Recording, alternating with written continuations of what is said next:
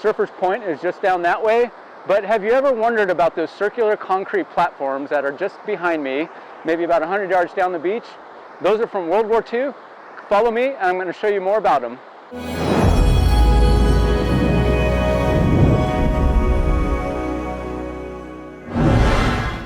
So the question that comes up frequently is, why did we have these gun placements here?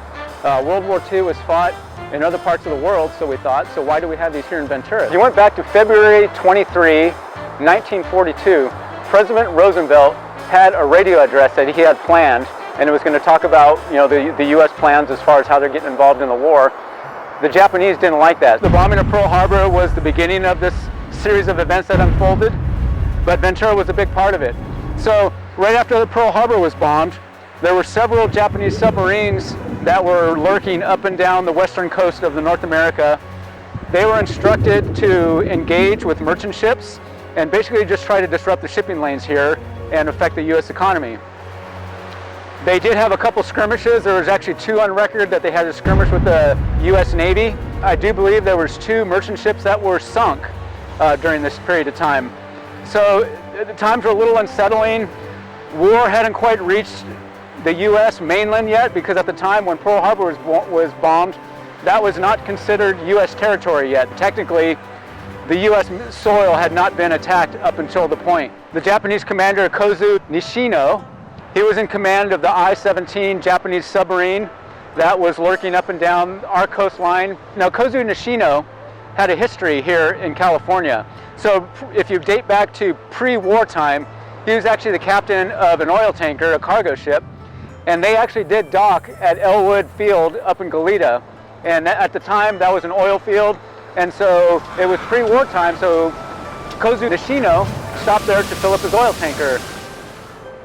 Legend says that while he was there on the mainland, he actually tripped and fell into some cactus, and some of the American officers laughed at him, and that might have been what gave him some ill feeling towards the U.S. and particularly towards the Elwood oil field. All right, so let me paint a little bit of a picture here. It's about 7 o'clock p.m. on February 23, 1942. The I-17 submarine, commanded by Kozu Nishino, surfaced a few hundred yards offshore.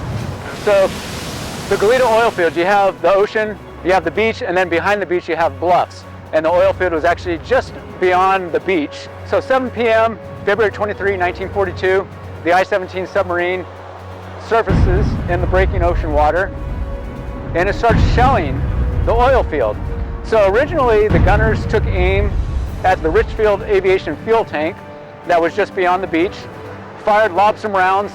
They lobbed rounds for about 20 minutes. It's estimated between 12 and 25 rounds were fired during that 20-minute period of time. None of them really hit their mark, because the submarine is bobbing in the surf. It's dark out.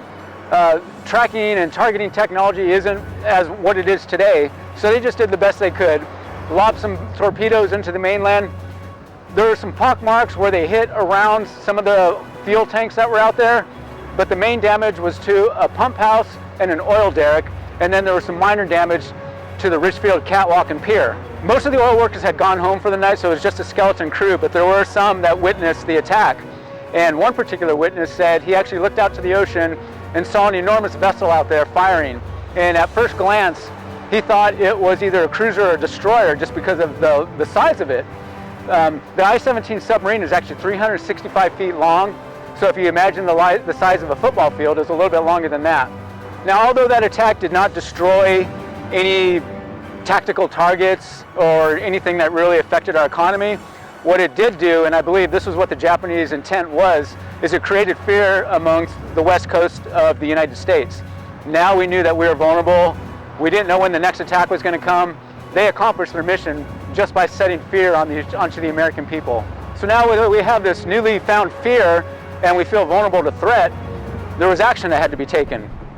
So these batteries were constructed almost to the day, almost the very next day. They started constructing these batteries. Didn't take too long. It cost them about $9,990 each battery. So by today's standard, that doesn't seem like a lot of money, but by standards of 1942, that was quite a bit of money.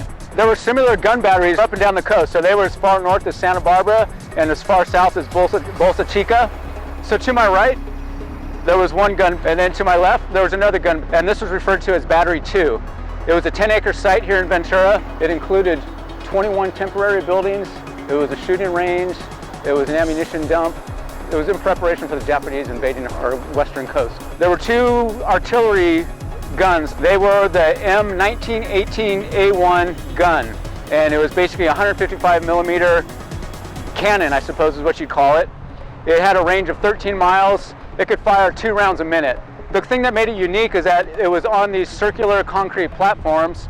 There was rails that was on the circumference of these platforms, and that allowed these guns to rotate and fire in 360 degrees. So what they would do is, in practice, units would conduct live fire testing. So out in the ocean and the offshore in the Santa Barbara Channel, they would tow targets back and forth, and then these 155 millimeter artillery guns would take target practice after them. Hey, I hope this was an interesting story for you. I've lived here my whole life. I've climbed on those gun emplacements. I've hiked around them. It wasn't until my later life that I actually knew what they were and what they were all about. So I find it very interesting. I find it interesting, all this history that comes to it. So, hey, if you like what you saw, be sure to subscribe down below.